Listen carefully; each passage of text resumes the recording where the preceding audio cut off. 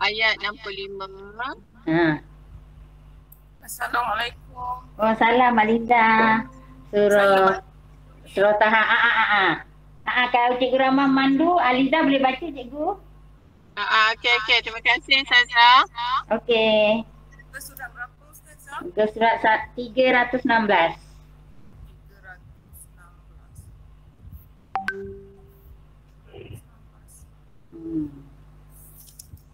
Surah Toha. Qalu ya Musa. Ayat 316 yang Ustazah. Awak Miss Kriang pun ada. Miss, kau kat mana Miss? Saya baca dulu. Okey.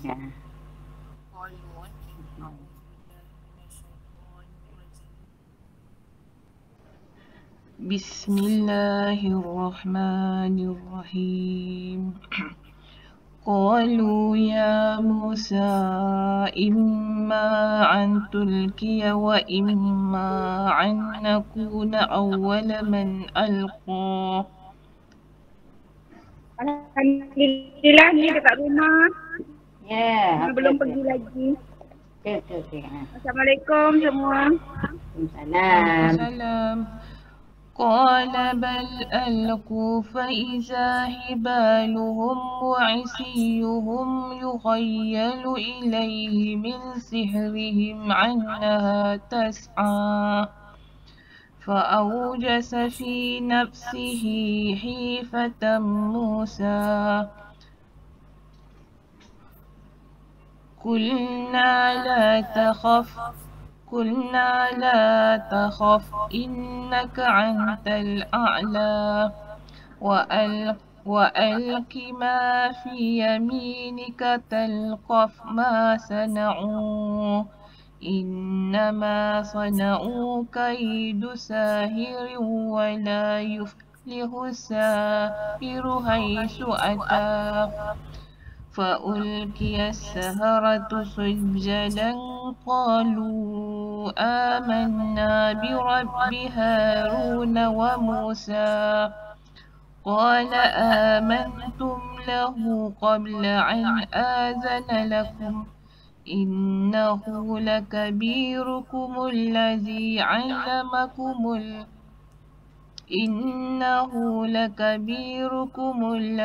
علمكم السحر فلا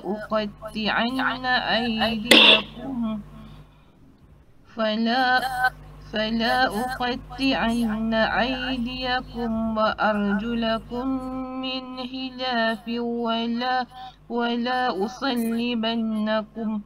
ولا أصلبنكم في جذوع النخل ولتعلمن أينا أشد عذابا وأبقى قالوا لن نؤثرك على ما جاءنا من البينات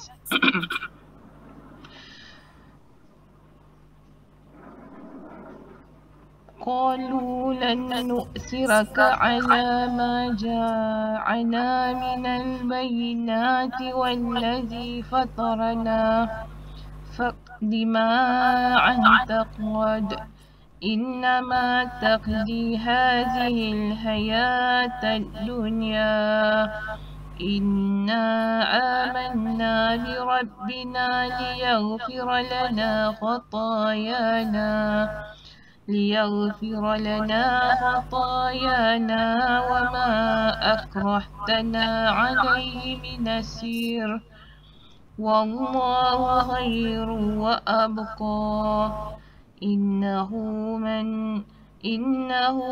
من يأت ربه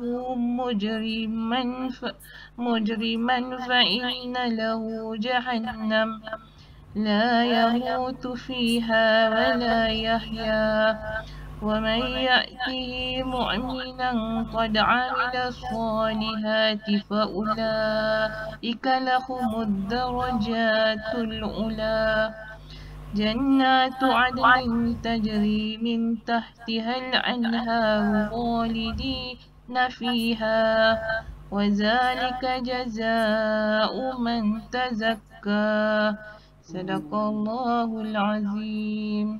Barakallahu fiik. Miss Krian kat mana, Miss? Tak dengar. Kat rumah lagi. Tadi dia kata kat rumah. Okey, mari kita bincang tentang tadaburnya. Kisah Nabi Musa berdakwah dengan Fir'aun. Siapa boleh terangkan balik apa perjalanan ataupun detik-detik Nabi Musa berdakwah dengan Fir'aun di istana Fir'aun? Siapa boleh cerita semula?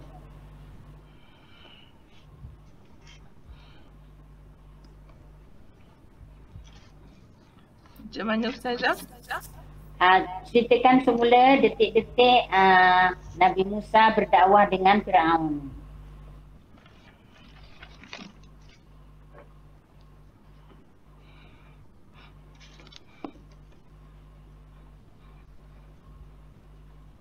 Detik-detik Nabi Musa berdakwah dengan Fir'aun.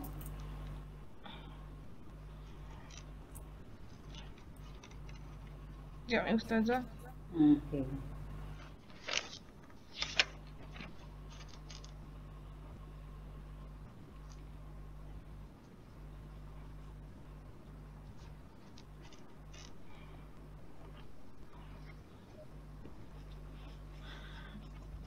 Permulaan pada surah Toha ni ke Ustazah? Ni pada ayat 52 hingga 64 tu lah. Yang sebelum ni lah kita telah tadabbur hari tu berkaitan dengan Nabi Musa dengan Fir'aun. Permulaan tu lah maksudnya permulaan berdakwah pada Fir'aun. Tapi Fir'aun dia tidak menerima lah dakwah tu sebab dia mengatakan Nabi Musa tu adalah ahli sihir bila Nabi Fir'aun tu nak mengumpulkan ahli-ahli sihir yang lain untuk membuktikan yang pada Nabi Musa tu adalah pesuruh Allah. Pada situ ke Ustazah? Betul. Teruskan.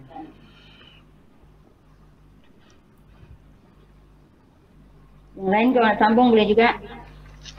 Atau ada Miss Krian, cuba Miss kita sikit detik-detik Nabi Musa berdakwah dengan Fir'aun.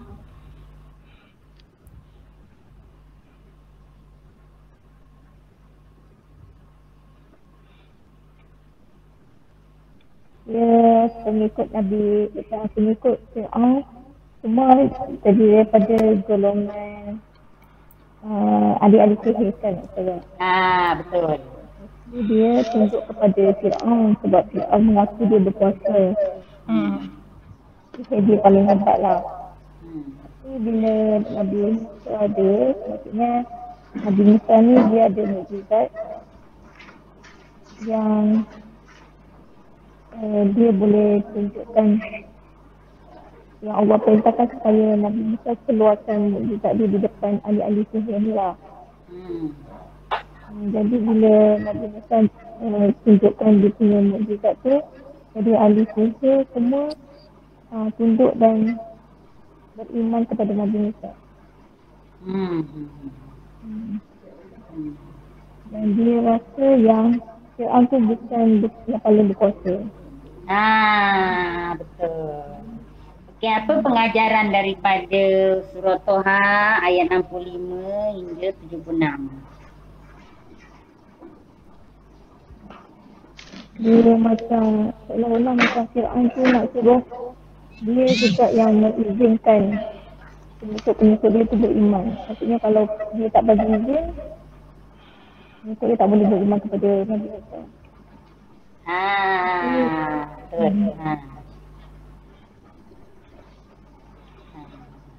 Tapi kesimpulan yang paling penting dalam 65 hingga 76 ni ialah ayat 74,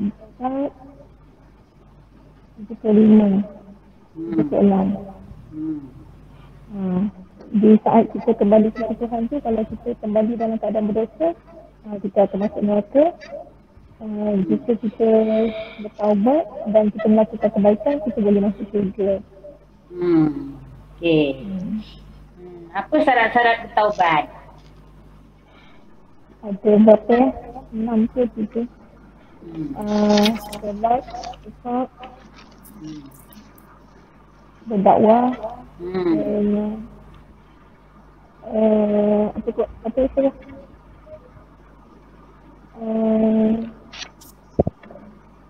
Mentadabburi Al-Quran. Mentadabbur Al-Quran. Satu lagi yang ulul albab.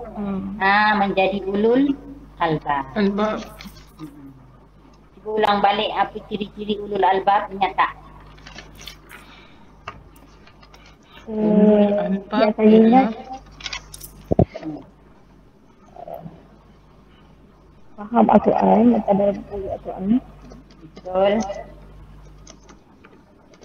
Membuat baik walaupun orang buat jahat. Betul.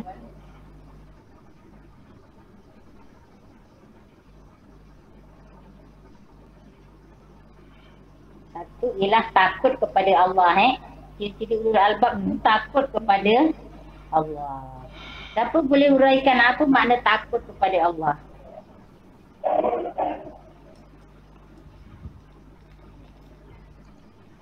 Jadi dalam pertarungan tadi, maksudnya setan. Betul. Jadi dalam pertarungan antara Nabi Musa dengan tukang sihir Fir'aun ni, siapa yang dah jadi takut kepada Allah? Tukang sihir. Para ahli sihir. Tukang sihir Fir'aun takut kepada Allah. Apa punca ia takut kepada Allah? Mereka takut kepada Allah. Sebab dia melihat tongkat Nabi Musa menjadi ular besar dan menelan ular-ular mereka. Ular-ular sihir mereka lah. Jadi mereka dah tahu mana benar, mana salah. Jadi takut hanya berlaku apabila seseorang mengetahui mana benar, mana salah. Jadi nak tahu mana benar, mana salah, apa caranya? Belajar Al-Quran. Ya, anda kena belajar Quran ni dengan tahu tafsir dan tahu tadabbur. Dan mesti mengambilnya secara bersanad. Iaitu berguru. Itu maksudnya. Boleh tak seorang tu tiba-tiba takut kepada Allah tanpa mempelajari tafsir dan tadabbur?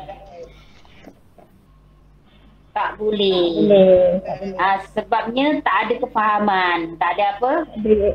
Tak ada kefahaman. Tak ada kefahaman ataupun berada dalam kegelapan. Berada dalam kegelapan jahil ataupun kegelapan tidak mengetahui. Ada berapa jenis kegelapan? 3. Bagus. Ulang balik apa dia kegelapan itu? Kegelapan batasan mata, pandangan. Betul. Kegelapan pengetahuan. Ya. Kegelapan pengalaman. Kegelapan pengalaman. Jadi setiap orang itu mempunyai 3 kegelapan ini ke tak ada? Ada. Setiap orang ada 3 kegelapan. Paling tidak kegelapan pengalaman. Kalau pengalaman orang kerja pujitsu, dia tahu mesin-mesin, dia tahu alat-alat. Sama tak dengan pengalaman kita tak pernah tengok alat? Tak sama. Itu namanya kegelapan pengalaman. Jadi boleh dikatakan setiap orang tu ada tak kegelapan pengalaman? Ada, banyak. Ada. Jadi kalau dia pengalaman sebagai pensyarah, mungkin dia tak ada pengalaman penoreh getah kan? Jadi setiap orang tu tetap tak ada pengalaman macam mana suasana dalam kubur. Sebabnya belum pernah masuk kubur. Jadi nak tahu pengalaman masuk kubur tu mesti melalui Al-Quran.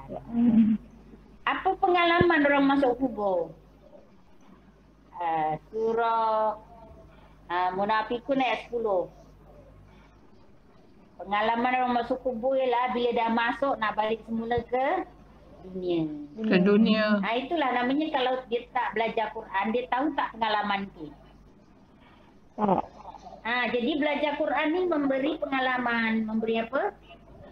Pengalaman. Pengalaman. Sebab itu wajib belajar Quran. Jadi nak takut kepada Allah mesti melalui pemahaman terhadap Al-Quran dan hadis. Okey, setakat ni ada apa-apa soalan?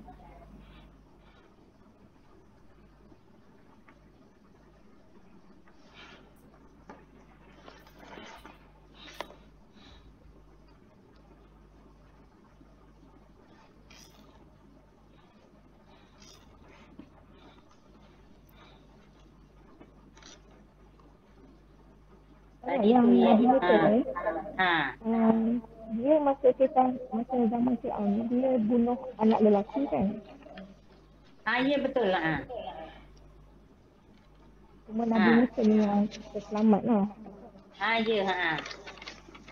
Dulu masa zaman Nabi Ibrahim, Namrud juga membunuh anak lelaki.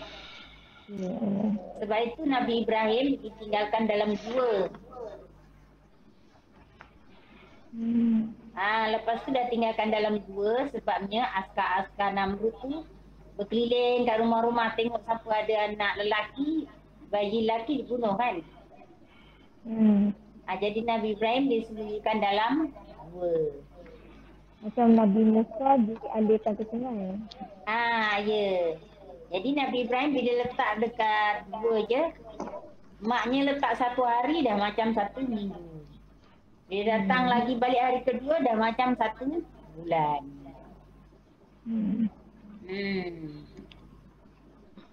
Kemudian cepat dia besar.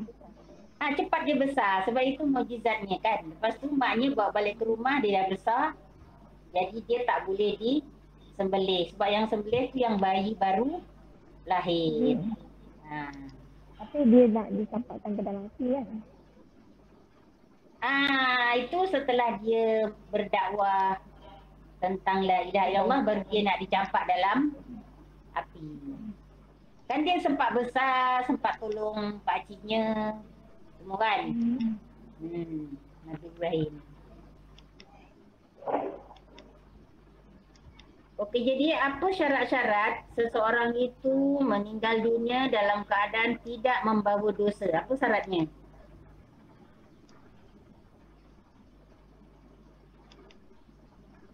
Bertaubat. Pandai. Bertaubat lagi.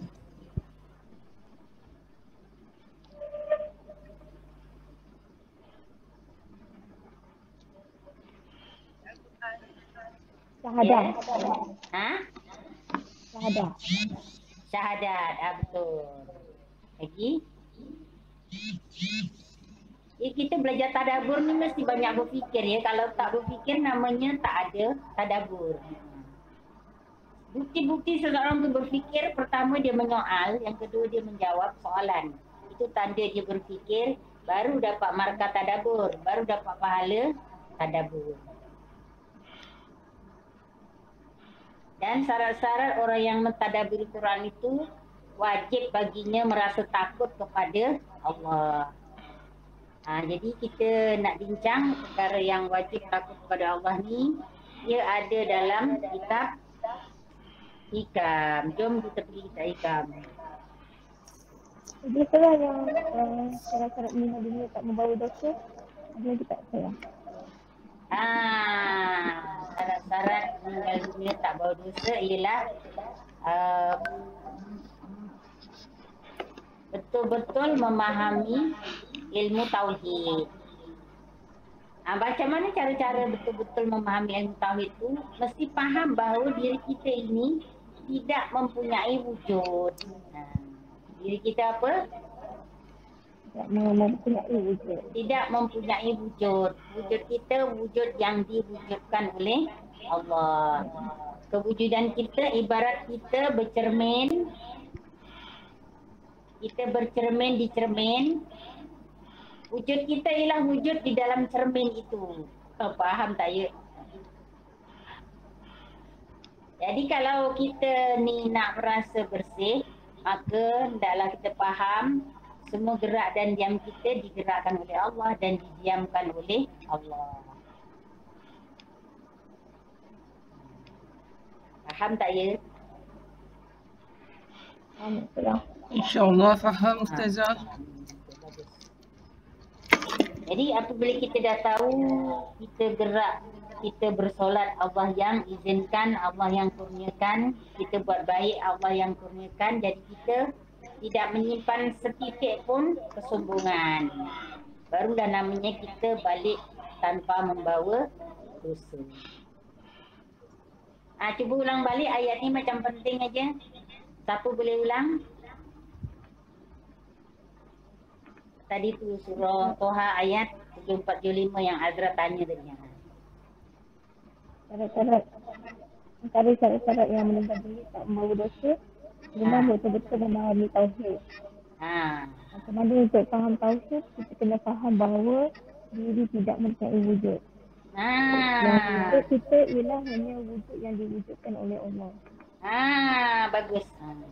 Iaitu ibarat wujud dalam cermin. Dan kita mesti akui, yakin yang gerak dan diam kita adalah oleh Allah. Bila kita tahu yang ibadat kita, kebaikan kita dari Allah, kita tak akan sombong. Bagus. Cantik urai itu. Saya ingin seorang lagi cuba mengurai. Cikgu Rahmah ke, Miss Kediah ke cuba.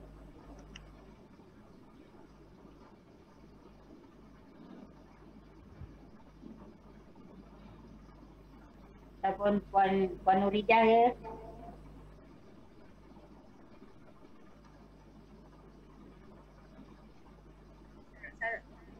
Orang meninggal tak bawa dosa.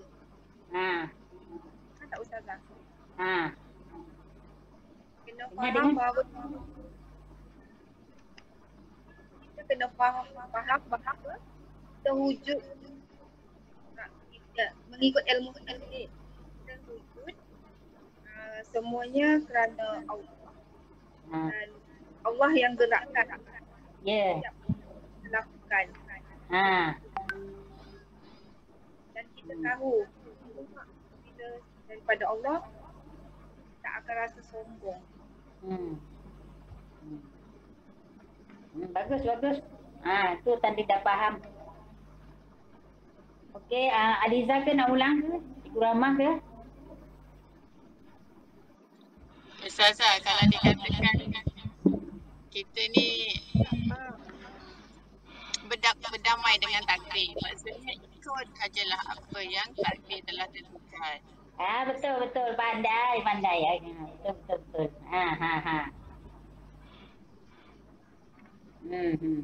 Itu dah pandai guna bahasa lain. Aliza cuba. Saya ikut macam Puan Rahmah cakap tu pun betul lah, kita ikut je apa flow yang Allah dah tetapkan. Takdir baik ataupun buruk tu semua Allah dah tentukan tu adalah baik untuk kita. Jadi wa ufawidu amri ila Allah innallaha basirun bil ibad. Ibad tu surah Ghafir ayat 41 tu. Itulah maksudnya kita pegang pada tu je. Kita pegang pada tu je. 44 Okey, maksudnya kita pegang pada tu saja. So takdir baik dan takdir buruk tu semua yang berlaku Allah dah tetapkan di sana. So jadi kita ikut je flow yang Allah dah tetapkan. Okey, kalau Allah bagi yang kita just reda je apa yang terbaik yang Allah dah tentukan kat kita tu, itulah ada hikmahnya sebenarnya. Apa yang kalau ada yang berlaku kita sesuatu yang takdir buruk pada kita tu pun ada hikmahnya yang Allah bagi kat kita. Cuma akan datanglah, kita tak tahu kan pada akan datang sesuatu yang lebih baik untuk kita tu, Ustazah. Bagus. Nampaknya anda dah faham apa yang diterangkan dalam surah Toha ayat 65 dan 74. Okeylah, jom kita pindah kita ikam. Kita ikam ni pun banyak membantu kita memahami Al-Quran. Kita ikam Muka surat berapa tu? Muka surat 48 187. 188. 186 Ustazah. 186 baca. Okey, saya baca. Okey, Okey. 186. Bismillahirrahmanirrahim. Kata ibarat itu makanan bagi ahlinya jua. Okey, kata Syekh 186. Bismillahirrahmanirrahim. Al-ibaratu qutun li'ailatil mustami'in. Laisa laka illa ma anta lahu akil. Maksudnya, maka segala ibarat yang diucapkan oleh orang mutahakik yang tersebut itu adalah makanan bagi hati sekalian orang fakir yang mendengarnya. Tiada harus bagimu memakan melainkan sesuatu yang diharuskan bagimu. Ya, ini seperti tiada patut engkau memakan makanan yang membunuhkanmu, maka tiada harus bagimu mengata dan menerima kata-kata yang membunuhmu. Dan tiada harus engkau mendakwa yang tiada daripada adatmu dengan semata-mata engkau baru hendak melihat dan faham. Dan jangan engkau sangka tiap-tiap orang yang faham sesuatu kata-kata itu, ia telah merasainya. Dan tiada harus bagi segala syekh itu menyebut kepada murid-murid apa yang menghilangkan akalnya. Dan sabda Nabi SAW, Khatibun nasa ala qadri uqulihim. Maksudnya, katakan pada sekalian manusia itu apa yang mereka dapat faham. Dan kata Imam Ghazali rahimahullah, kadangkala segala hakikat itu memberi mudarat kepada setengah manusia seperti kasturi memberi mudarat kepada binatang, dan tiada harus bagi syekh itu menyebut sesuatu perkara yang tiada sepakat dengan syarak pada zahirnya, tetapi hendaklah ditetapkan pada zahir syarak dan merujukkan kepada hakikatnya dalam hal mengamalkannya. Okey, sampai sini dulu Ustazah. Okey. Maksudnya ialah kita ni akan menjadi mangsa kepada apa yang kita lihat dan kita dengar. Apa maksudnya? Kita akan menjadi mangsa pada apa yang kita lihat. Pada Ada apa yang kita lihat dan kita dengar. sebab ia umpama makanan yang membunuh. Siapa boleh beri contoh apa dia kata-kata yang kita tak boleh dengar yang menjadi membunuh kita? Apa dia? Kata-kata yang diucapkan oleh kafirun yang nak meresapkan dia punya akidah melawan Allah. Ulang balik tu apa dia? Kata-kata al-kafirun yang menyatakan untuk melawan Allah, Ustazah. Ya, macam mana cara kafirun tu nak memindahkan akidah dia melawan Allah tu melalui nyanyian, melalui tarian, melalui lawak jenaka, melalui penulisan ilmiah, melalui filem-filem, filem pendek, filem panjang. Jadi kalau hati-hati kalau anda menonton filem-filem itu, anda sebenarnya memakan racun. Racun kepada keimanan tadi, maka hanyutlah imannya. Cara halus munafik. Sebabnya kat sini Syekh Ibn Abdullah kata kita yang makan racun tu. Kita yang, jadi siapa yang salah? Kita lah yang salah. Yang makan racun tu yang salah. Jadi kita pula menganggapnya itu hiburan.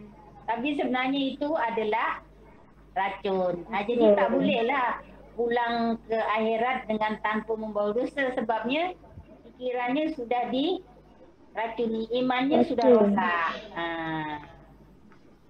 Iman sudah rosak melalui mendengar perkataan-perkataan beracun. Allah tak ada. Yang ada usaha kau, kehebatan diri kau. Semua tu melawan tauhid. Melawan apa? Tauhid. Jadi tidak mentauhidkan Allah, tapi mentauhidkan manusia atau makhluk. Sebab itu masing-masing semua berhenti belajar. Bila lalu perkara ini, jangan pula anda berlima lepas ni berhenti belajar ya. InsyaAllah tak Ustazah. Ustazah, Kalau katakan kalau kita kan nasyid tu pun nasyid pun salah satu benda yang nyanyian juga kan, tapi yang melakukan kalau yang mengandungkan ayat-ayat Allah tu okeylah, alhamdulillah. Kalau yang menyanyi macam nasyid kan lagu-lagu dia tak selang-selingkan dengan ayat-ayat Allah, dia just lagu macam lagu biasa, ada lirik-lirik dia tu macam mana tu Ustazah? Tu sama juga ke maksudnya? Itu kita hari belajar mesti berlandaskan 5 jari tu apa? Cuba ulang apa 5 jari? Wajib, sunat, harus. harus. Jadi mendengar tu masuk grade mana agaknya? Dengan nasyid. Harus. Bila harus, maknanya ada 2 yang ditinggal, yang wajib dan yang sunat. Sunat. Yang wajib tu kau belajar tafsir dan tadabbur. Yang sunat tu kau belajar tafsir dan tadabbur hadis. Yang sunat je kau dengar nasyid. Selepas kau dengar 1 jam, lepas kau dengar, oleh kerana kau dengar sampai 1 jam, maka dia jatuh menjadi makruh. Lepas tu terus jatuh menjadi haram. Laju je dia punya cara berjalannya tu. Tak sampai 1 jam dah bertukar menjadi makruh dan menjadi haram. Maksudnya dia nak sampai ke sunat dan wajib tu tak sampai lah. Ustazah dia makin ke belakang lah, ke bawah. Dia makin ke belakang, dia tak akan naik ke atas. Tak ada kita dengan nasyid tiba-tiba jadi sunat, jadi wajib, tak ada.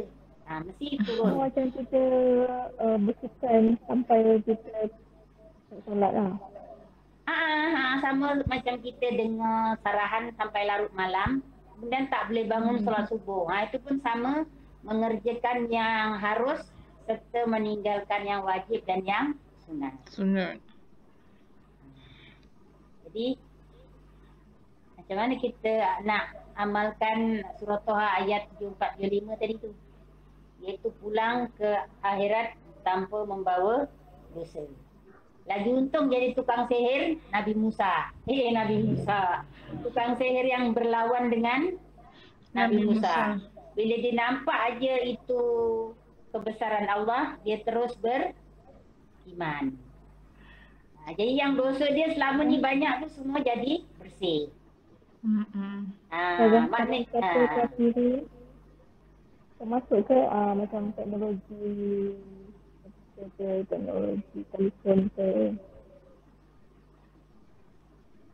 Yelah, sebab tu salah satu melalaikan juga kan Ustazah. Sebab kalau kita macam teknologi telefon, kita melalaikan, kita dengar-dengar, tengok YouTube, so salah satu juga kan kiranya. Ya, itu betul lah. Itu Al-A'raf ayat 205. Itu apa? Surah Al-A'raf ayat 105. Al-A'raf 205 tu kata apa? Siapa yang lalai, dia sebenarnya dah masuk perangkap syaitan. Jadi kita ni banyak masuk perangkap ke kita ni bersih dari perangkap?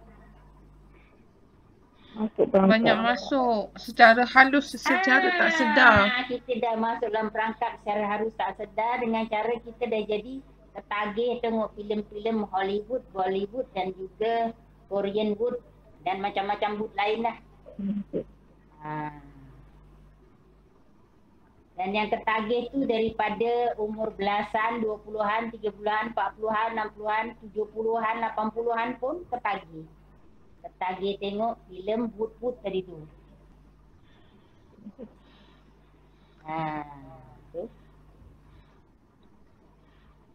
Jadi apa lagi bila belajar kita hikam lagilah berat kan? Terus cakapnya apalah ustazah itu tak boleh, ini tak boleh. Pasal kita dah masuk perangkap lah kita pandai cakap gitu. Kalau tak masuk perangkap tentulah tak nak cakap gitu kan?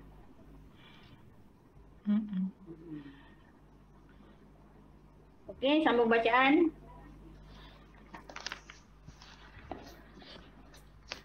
Ada ulama berkata, sesiapa yang dapat memahami isyarat, hendaklah dipeliharakannya. Dan jika tidak dapat difahami, maka kelak akan membunuhnya. Engkau janganlah menyangka bahawa setiap orang yang faham kata-kata itu dirasainya dan tiap-tiap orang yang mengibaratkan sesuatu itu, ia tahqiq padanya. dan tiada harus bagimu melainkan apa yang layak padanya.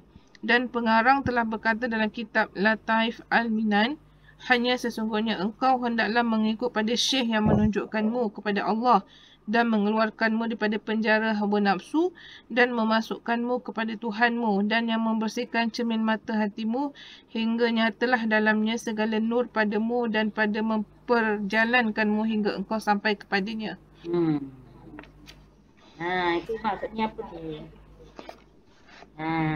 Siapa yang mendedahkan diri kepada bahaya, maka itu akibat dia membelakangkan Al-Quran.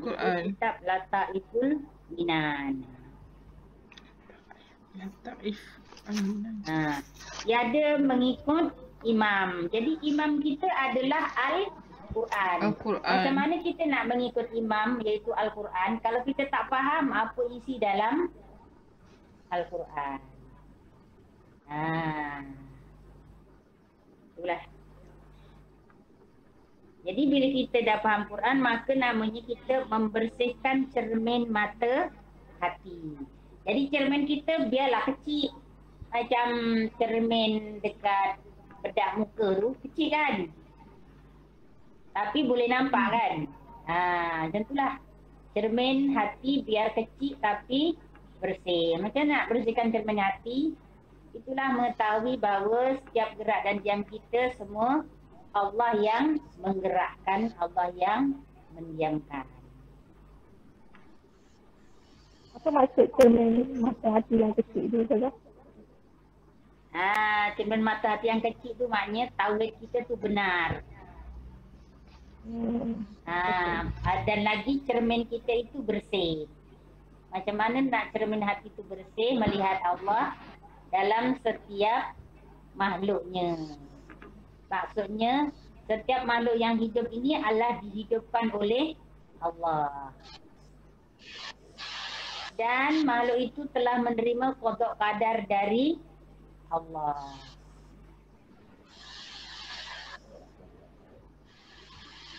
Siti baru masuk. Ti, apa khabar Ti?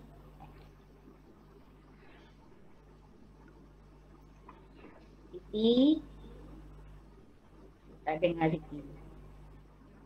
Soalannya tadi, macam mana cermin kita walaupun kecil, maka kita dapat melihat yang buruk dan yang baik. Kalau kita dah dapat membezakan yang buruk dan yang baik, namanya kita dah ada cermin. Dah ada apa? Cermin. Salah satu daripada cara nak dapat cermin tu ialah baca surah At-Taubah ayat 128 dan 129. Bila kita mengikut Nabi, suruhan Nabi, mengikut Quran, namanya kita bercermin. Cermin tu kita bila sulung aja nampak alam kubur macam mana, alam mahsyar macam mana, alam dunia macam mana, alam kandungan macam mana, alam malaikat macam mana, alam syaitan macam mana. Kita hidup kat dunia ni sekejap ke lama. Itu namanya kita ada cermin. Kita dapat faham tu namanya dapat cermin. Gitu. Ulang balik apa syarat dapat cermin tadi? Mengamalkan surah At-Taubah ayat 128 dan 129. Siapa dah hafal sila bacakan ayat tu. Bismillahirrahmanirrahim. Laqad ja'akum rasulun min anfusikum azizun 'alaihi ma 'anittum harisun 'alaikum bil mu'minina raufur rahim. Fa in tawallaw faqul hasbiyallahu la ilaha illa huwa tawakkaltu wa rabbul 'arsyil 'azim. Kalau siapa baca tu dia terus dapat melihat ini baik, ini buruk dengan tepat. Tak ada ragu-ragu ni baik ke buruk ya? Tak. Dia clear cut gitu. Ini wajib, ini sunat, ini harus terus faham. Gitulah namanya orang ada cermin. Dengan dapat bertanda kematian. Pandai pun.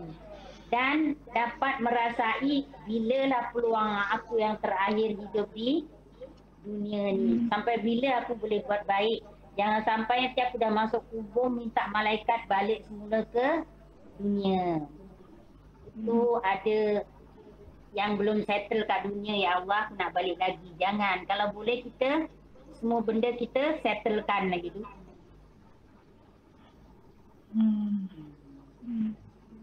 Siti ada nak tanya. Siti tengok ke tak? Siti ni ke apa? Siti dengar tak? Mic problem. Ustazah. Semua tak apa-apa dengar sangat. Kat sini hujan lebat. Oh, hujan lebat Oh, yelah. Tak apalah. Okey. Kalau gitu dah habis tajuk ni. Tajuk apa tadi? Kata ibarat itu makanan bagi ahlinya jua. Kata ibarat. Maksudnya segala percakapan atau segala kitab, segala buku lah itu semua boleh juga dianggap sebagai ibarat. Ibarat ini maksudnya nak menerangkan hal ehwal nikmatnya Allah. Hal ehwal apa? Nikmatnya Allah yang tiada terhitung banyaknya. Macam anda semua jadi IR, jadi engineer. Orang lain tak tahu, anda je yang tahu. Itu nikmat pada diri anda. Tahu ilmu engineering. Gitu. Kalau misriah, dia tahu ilmu pembuatan produk-produk komputer misalnya. Kalau Cikgu Rahmat, dia tahu selok-belok mengajar dan mendidik murid-murid remaja. Kalau Azra dan Ariza dan Siti mengajar murid-murid yang lebih tinggi lagi. Murid-murid sarjana muda, murid-murid sarjana, murid-murid PhD, gitulah. Jadi maknanya masing-masing itu sebenarnya memberikan ibarat-ibarat, iaitu menerang-nerangkan kepada orang lain akan nikmatnya Allah. Itu je, tanya apa pun. Okey, kita pergi pada kesimpulan. Siapa nak beri kesimpulan tadi? Kesimpulan surah Toha dulu. Lepas tu kesimpulan Hikam. Assalamualaikum Ustazah. Waalaikumsalam je. Saya tadi tak dapat syarat-syarat taubat. Saya dapat daripada nombor 3 berdakwah. Nombor 1 dengan nombor 2 apa ya? Syarat-syarat bertaubat pertamanya iaitu berguru. Yang kedua Ustazah? Yang kedua iaitu bersih dalam tauhidnya. Maksudnya dia mesti faham semua gerak dan diam tu dari Allah gitu. Yang ketiga tadi? Terus lagi syaratnya menjadi ulul albab. Menjadi ulul albab. Yang ketiga Ustazah berdakwah. Yang keempat mentadabbur Al-Quran dan yang kelima menjadi ulul albab. Iaitu kalau ada orang buat jahat dengan dia, dia tak balas tu jahatnya tu. Yang dia buat jahat tapi dia tak membalasnya itu rujukannya surah Al-Maidah ayat 28. Al-Maidah ayat 28 dan Al-Maidah ayat 44. 48 dan 44. 28 dan 44. Maksudnya sesiapa yang orang buat jahat pada dia, dia tak balas, maknanya dia tu takut kepada Allah. Maknanya dia tu tauhidnya bersih. Gitu. Tauhidnya bersih hanya kepada Allah saja. Maksudnya dia serahkan segalanya dengan kehebatan diri sendiri. Maksudnya dia serahkan segalanya pada Allah lah Ustazah. Betul Arisa. Maksudnya juga dia apa tentang apa wujud tadi tu. Betul. Dia faham bahawa dirinya adalah Tidak mempunyai wujud. betul. Dirinya tidak Tidak mempunyai mempunyai wujud wujud. kerana diwujudkan oleh Allah.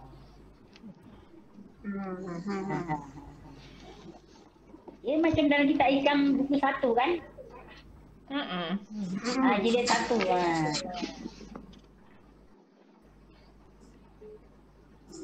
Boleh katakan setiap kita ada kuliah mesti sebut perkara itu kan? Mencapai fana tadi kan? Ya, betul. Benar. Macam-macam Saling cara berkait. mencapai fana. Bacaan doa iftitah, bacaan surah-surah, bacaan tahiyat awal, tahiyat akhir, semua tu dalamnya mengandungi pengakuan fana. Pengakuan semua berserah kepada Allah. Dia sebenarnya kalau kita ikutkan kebanyakan apa yang kehidupan kita dia mengikut hukum fiqh kan betul lah. Mengikut hukum fiqh. Tapi bila kita buat balik, contohnya anak perlu ikut cakap ibu sebelum ayah. Tapi bila ayah suruh, ibu pun kata tak pernah pergi buat yang ayah suruh dulu. Yang tu ialah tasawuf. Pandai pun. Ulang balik supaya yang lain boleh salin. Ulang balik Azra. Macam kita hidup ni banyak kita ikut hukum fiqh. Kita tak boleh tak ikut hukum fiqh lah maksudnya. Kalau suami dengan ayah ibu, kita kena ikut suami dulu sebelum ayah ibu. Kalau ikut ibu dengan ayah, kita kena ikut ibu dulu. Minta ibu dengan ayah minta tolong, kita kena buat yang ibu suruh dulu baru ayah. Tapi itu dari segi fiqh. Dari segi tasawufnya, ibu cakap tak perlu pergi buat yang apa yang ayah suruh dulu. So itu yang tasawuf. Tak boleh faham tak? Jadi maknanya siapa yang mengikut hukum fiqh itu dia basic. Itu namanya betul. Orang awam. Kalau betul. Siapa je yang mengikut rukun iman, dia naik pertengahan. Tapi siapa yang menurut rukun ihsan tu baru dia tingkat teratas. Yang rukun iman dan juga ihsan ni dia tasawuf lah. Tasawuf lah, rukun iman dan rukun ihsan tu tasawuf.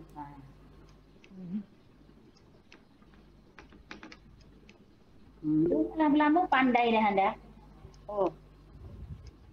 Okey. Cikgu Rahimah. Terima kasih Cikgu Rahimah.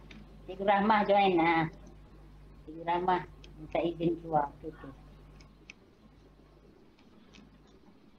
Okey. Jadi kan, lepas tu kita kena syarat yang tak membawa dosa tadi kena betul-betul faham tauhid. Jadi kan macam sekarang ni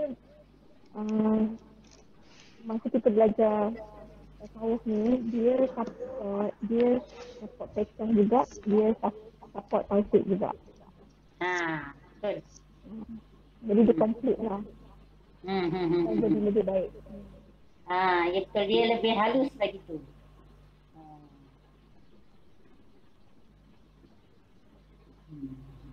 Okeylah, kita dah sampai kesimpulan. Seorang buat kesimpulan fiqh, kesimpulan apa ni tadi? Hikam aje lah, senang.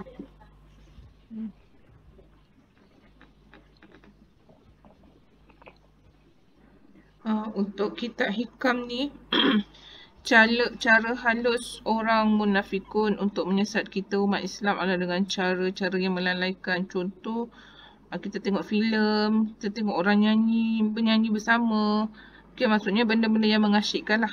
Maksudnya pada kita nampak harus ustazah, tapi bila kita harus melalaikan tu, kita dah tinggal yang wajib dengan yang sunat. So jadi itulah cara halus secara langsung yang kita tak sedar lah pada situ. Lepas tu surah Al-A'raf ayat 205 menyatakan siapa yang lalai maksudnya termasuk dalam perangkap iblis secara tak langsung. Tu maksudnya kita boleh kaitkanlah dengan yang cara halus yang kaum munafikun untuk menyesatkan kita umat Islam lah pada ni. Lepas tu imam kita adalah Al-Quran. Jadi bila kita faham Al-Quran, dia menjadi cermin mata kita seumpama dia adalah cermin hati kita lah, Ustazah. Cermin hati yang bersih, kita akan dapat melihat Allah dalam setiap makhluknya.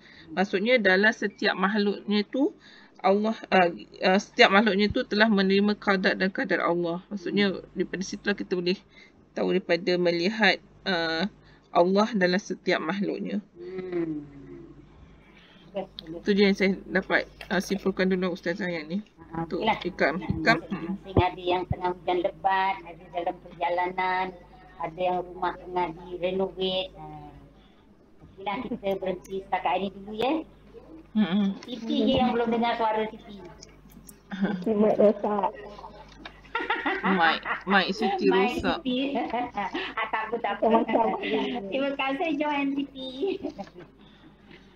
Ustazah, besok saya tengah perjalanan kot. Oh, besok gimana? Besok nak balik Terengganu. Boleh Terengganu, ayolah. Azhar sekarang kat mana? Kat sini ke? Kat Kelantan. Kat Kelantan. Oh, Azhar kat Kelantan. Okay. Nanti apa ni? Orang yang stabil internet buat link lah. Bagi link. Besok siapa nak buat link janji dulu lah, senang. Saya insya-Allah saya buat. Aliza buat. Terima kasih Aliza. Kalau saya dapat line saya masuk lah. Okey. Seorang baca doa penutup. Auzubillahi minasyaitonirrajim. Bismillahirrahmanirrahim. Subhanakallahumma bihamdika wa asyhadu an la ilaha illa anta astaghfiruka wa atubu ilaik. Bismillahirrahmanirrahim. Wal 'asri innal insana lafi khusri illa alladziina amanu wa 'amilus solihati wa tawassaw bil haqqi wa tawassaw bis sabr. Sadaqallahul azim. Assalamualaikum warahmatullahi wabarakatuh. Waalaikumsalam. Terima kasih Ustazah. Terima kasih Azra, Kak Ida, kami, Siti. Assalamualaikum. Assalamualaikum. Terima kasih yang join.